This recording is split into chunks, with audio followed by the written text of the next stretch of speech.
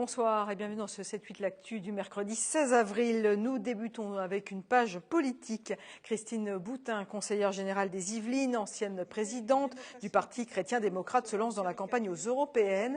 Elle a présenté ce mercredi matin ses orientations. Un changement de civilisation, c'est ce que souhaite mettre en place Christine Boutin et son nouveau mouvement Force Vie. Se décrivant comme une européenne convaincue, elle propose de remettre l'humain au centre de la société. Dans son programme, on retrouve la défense de l'embryon, la reprise en main politique de la Banque centrale européenne ou encore l'instauration d'un revenu de base entre 450 et 500 € par adulte.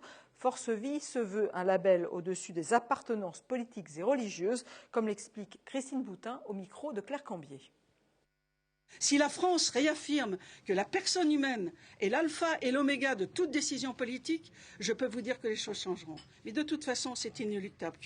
Culturellement, les choses sont en train de se faire. Nous sommes certainement des précurseurs et nous allons bien voir. Nous donnons aux Français une option politique différente de tout ce qu'on leur offre aujourd'hui. Je suis bien placé par expérience pour bien connaître de l'intérieur la vie politique française.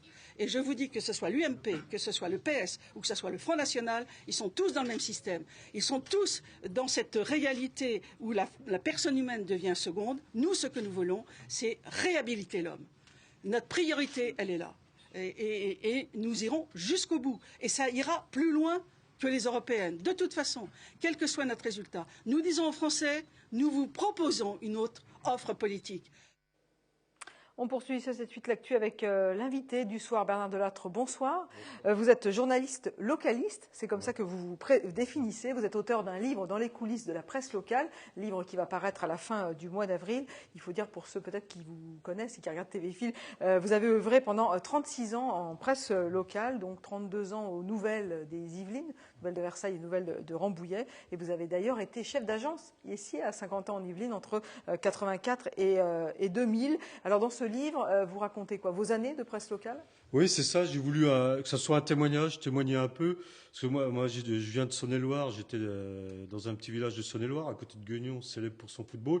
Et moi, j'avais toujours rêvé d'être journaliste. J'étais interne au lycée Bonaparte à Autun, de la 6e à la terminale.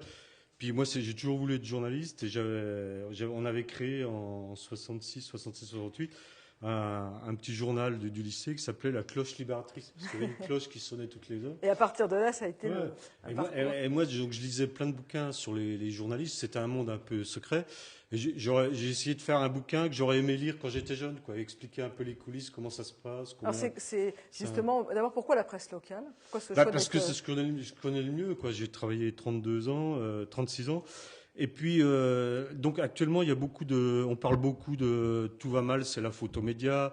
Vous avez Jean-François Kahn qui a fait un livre, L'horreur médiatique. Vous avez le gars de Mediapart, là, Edwy Plenel aussi, qui a fait un livre, Dire non. Les médias sont un peu dans le collimateur. Et vous voulez dire quoi, vous, alors? Quel regard vous portez, justement, présenter la presse locale, justement. On parle beaucoup de la presse nationale, et la presse locale est importante aussi. Quel regard, justement, portez-vous, Bernard Delattre, sur cette presse locale? La presse locale, elle souffre moins que la presse nationale. La presse nationale souffre énormément.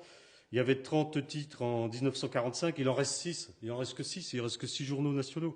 Donc elle souffre moins économiquement, mais au niveau du message qui est délivré, est-ce que, à votre avis, il est différent de ce que peut délivrer évidemment des journalistes de presse nationale? La presse locale, oui, elle tient mieux parce qu'elle est à la proximité. Il y a beaucoup, à Ouest France, c'est 27 agences, elle tient mieux, mais ça commence à descendre. Ça y est, on arrive un peu Et il faut qu'il y ait une réflexion aussi sur la presse locale.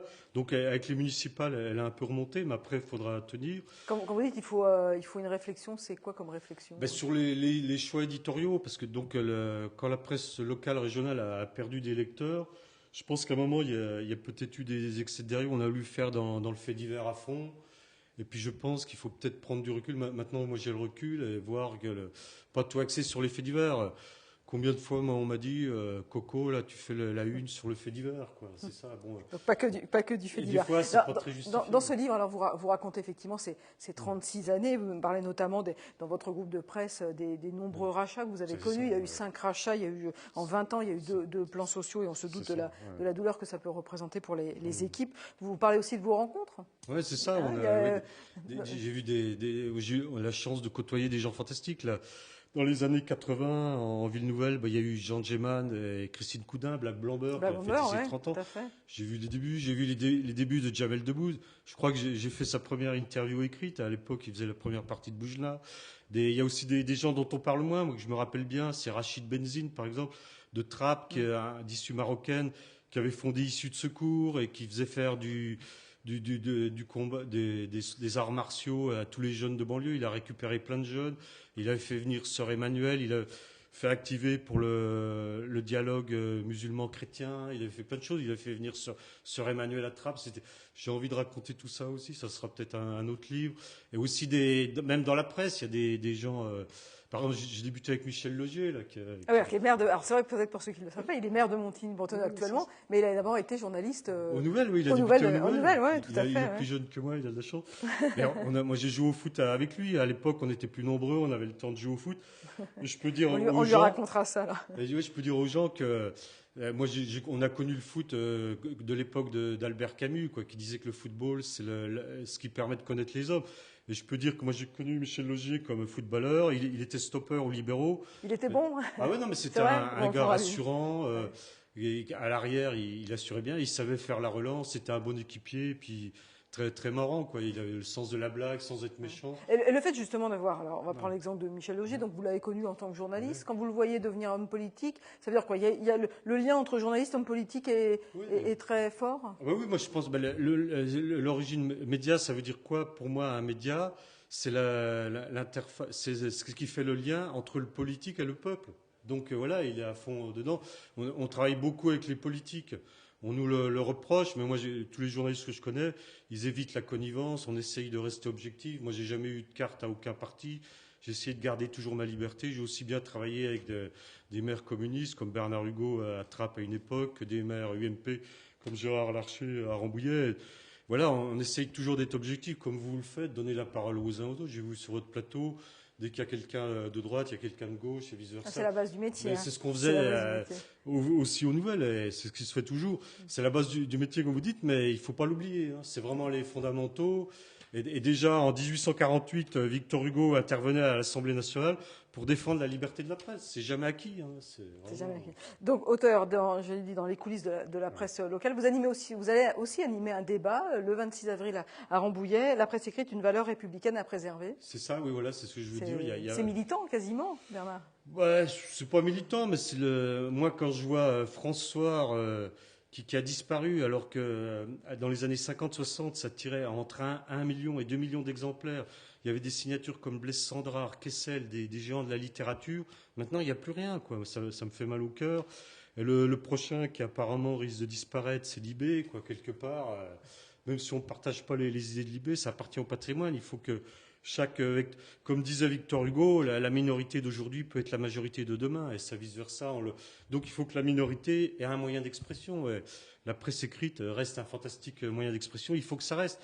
Le jour où il n'y aura plus qu'un ou deux quotidiens nationaux, les gens pleureront. Bon, les Libérations, il y a peut-être une ouverture avec Mathieu Pigasse, mais c'est à suivre, ça. Ah ouais, ça suit. En tout cas, Bernard Delatte, donc défenseur de la presse écrite, on l'a bien compris. Merci beaucoup d'être venu sur le plateau du 7-8 L'Actu, donc l'auteur d'un livre à paraître à la fin avril dans les coulisses de la presse locale. Et puis, si on veut vous rencontrer, vous serez samedi 26 avril à la médiathèque de Rambouillet pour une conférence débat sur la défense, justement, de cette presse écrite. Et vous lisez toujours les nouvelles? Ah oui, bien sûr, je suis abonné, et puis j'achète...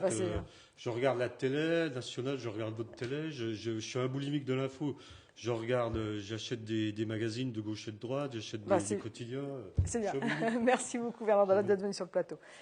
On part direction Elancourt. Il y a 150 ans naissait la Croix-Rouge, un anniversaire que n'aurait pas manqué la section locale de Saint-Quentin en Yvelines. Une exposition se tient justement jusqu'à vendredi à l'hôtel de ville d'Elancourt. L'histoire de la Croix-Rouge est née il y a 150 ans avec Henri Dunant sur les champs de la bataille de Solferino. Découvrant l'ampleur du désastre humain, il lance les fondements de ce qui allait devenir la structure internationale telle qu'on la connaît aujourd'hui. Il réagit d'abord pour s'occuper de ses blessés, qui ensuite écrit un livre qui s'appelle Souvenirs de Solferino, et qui finalement parvient, avec l'aide de Napoléon III d'ailleurs, à réunir les premières conventions de Genève, qui ont été les premières fois où des États ont accepté de se dire bon, on va peut-être se faire la guerre, mais si on se fait la guerre, on va au moins respecter un certain nombre de règles, comme ne plus bombarder les ambulances ou les hôpitaux. Je pense que les gens font pas forcément le rapprochement entre les conventions de Genève, qui sont pourtant toutes organisées par la Croix-Rouge, et la Croix-Rouge. Alors le fait que ce soit à Genève, tous les deux, bon, le fait que le drapeau de la Croix-Rouge, c'est le négatif du drapeau suisse, ne marque pas forcément les esprits. Et pourtant, la Croix-Rouge aujourd'hui, ce sont 90 millions de volontaires dans le monde. L'antenne saint-quentinoise compte 120 bénévoles. En 2013, les bénévoles saint-quentinois ont proposé quelques 27 000 heures de bénévolat. C'est de l'aide alimentaire au travers des épiceries sociales, c'est de l'aide vestimentaire, c'est de l'accueil pour aider les gens qui ont des difficultés, c'est fournir une adresse aux gens qui n'en ont pas, c'est remplir les documents des gens qui ne savent pas les remplir, c'est avoir une halte répit pour malades d'Alzheimer. L'antenne saint-quentinoise recherche toujours des bénévoles. Si vous voulez en savoir plus, rendez-vous cette semaine en mairie d'Elancourt. L'exposition est itinérante. Elle partira ensuite à Montigny-le-Bretonneux. Et si votre sœur ou votre mère devenaient les héroïnes d'un film d'animation, c'est ce qui a été proposé à l'occasion d'un atelier justement sur le film d'animation à Guyancourt. Concentration, minutie, il faut de la patience pour réaliser un film d'animation. L'artiste Julie Dumont l'a expliqué aux curieux venus donner vie aux héroïnes de leur quotidien. Elles s'animent grâce aux nouveaux outils technologiques. Vu que là c'est en comité réduit, j'ai essayé de montrer un peu un maximum de choses qui existent aujourd'hui et il y en a de plus en plus. Là en l'occurrence c'est le plus simple, la technique du stop motion, image par image, avec un appareil photo. Avec l'exposition Héroïne, la femme est à l'honneur. Pour ce petit atelier, ce sont elles les têtes d'affiche. Un hommage important pour Brigitte qui découvre l'animation. Aujourd'hui, c'est l'histoire de ma grand-mère qui était une sacrée bonne femme et aussi une sacrée grand-mère. Donc c'est ce que j'essaye de mettre en image de façon un petit peu drôle, voilà. Avec un fond neutre, un appareil photo et quelques idées, il est possible de réaliser son petit film d'animation. Pour Brigitte, il est surtout question de souvenirs et de transmission. Je vais montrer ça à mes filles, à ma mère encore. Bon, ma grand-mère est décédée, donc je ne pourrais pas lui montrer. Ça permet de concrétiser des choses de l'histoire familiale. Les apprentis réalisateurs sont repartis avec un petit film d'une dizaine de secondes, de quoi s'amuser en famille. Allez, cette information culture pour continuer. Richard Boringer devait être sur la scène du Prisme à Elancourt mardi 29 avril. En raison des ennuis de santé du comédien, la production a décidé d'annuler tous les spectacles de sa tournée. Le spectacle d'Elancourt est donc également annulé. La direction du Prisme nous a fait savoir qu'elle était dans l'attente d'informations de la part de la production pour éventuellement repousser la date du spectacle en septembre ou en octobre. Les spectateurs qui ont déjà acheté leurs billets seront bien entendu tenus au courant. Deuxième volet de notre série consacrée aux motards de la police nationale. Aujourd'hui, Anthony Reich nous fait découvrir les missions d'une patrouille dite sérigraphiée. Nous les retrouvons aux abords du château de Versailles sur les images de Jonathan Villeman et un montage de Sandrine Fonteil. Vous les croisez très souvent sur la route, parfois en intervention. La trentaine de motards de la police nationale réalise régulièrement des patrouilles sur ces zones de compétence sur le département. Avec 7,5 millions de visiteurs en 2013, le château de Versailles est évidemment une place très surveillée par les policiers. L'été dernier, une touriste brésilienne s'est d'ailleurs fait renverser lors d'un chargement devant la place d'Armes. Depuis, les policiers redoublent de vigilance sur le comportement des conducteurs d'autobus qui doivent décharger leurs passagers dans une zone bien définie, sous peine d'une amende de 135 €. Un règlement très peu respecté par les chauffeurs, pourtant habitués des lieux.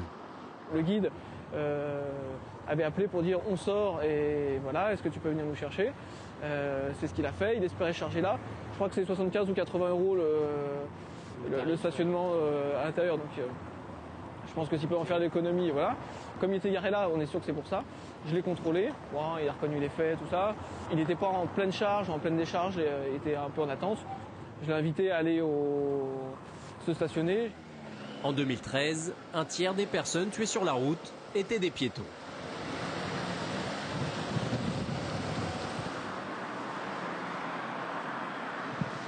Sur la route, les brigadiers croisent parfois des usagers prêts à tout pour ne pas perdre leur permis.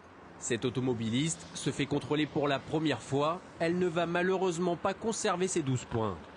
Vous avez compris pourquoi je vous arrêtais? Non, pas du tout. Bah, je vais vous expliquer. Vous êtes allé en face? Pour tourner à gauche. Voilà. Et qu'est-ce qu'il y a en face? Les pointillés, ils sont de l'autre côté. Là, c'est une ligne blanche. Et ici, il y a un sens interdit. Franchement, j'ai pas fait attention. C'était pour dépanner ma soeur. Ouais, enfin. Voilà, j'ai vraiment fait jamais. Enfin, c'est la première fois que je me fais contrôler. Alors après, vous pouvez toujours faire un courrier pour essayer de contester. Je peux cocher refuse de signer ou vous signez comme vous voulez. La contravention, même si ça me fait mal, je vais payer la contravention juste pour les points. Mais je vous dis, je peux pas mettre. Mettez-moi une autre infraction. Mais non, madame, je vais pas inventer. Moi, mettez-moi. Madame, bon, je vous redonne les papiers. Oui. Vous signez, vous ne signez pas, mais vous décidez. Vous me dites. Non, madame, je peux pas. C'est normalement du même prix. Mais non, mais oui, mais je vais pas inventer une infraction. Je vais pas dire que vous mettez pas le casque de moto parce que c'est le même prix. De moto, mais mettez-moi une. Non, mais madame, je fais pas ça, madame. Je suis désolé. Vous signez, vous ne signez pas. Vous me dites? Bah oui, je vais signer, je vais pas faire n'importe quoi non plus. Finalement, cette conductrice ne signera pas le procès-verbal et prendra donc le risque de se faire convoquer par les instances judiciaires pour contester cette amende. En 2013, près de 10 000 infractions routières ont été constatées sur les Yvelines. Ce 7-8, l'actu est terminé. Merci de votre attention. Tout de suite, dans quelques instants, kiosque présenté par Aurélia de Bissy, qui ont consacré aux idées de sortie pour les vacances de Pâques. Bonne soirée, à demain.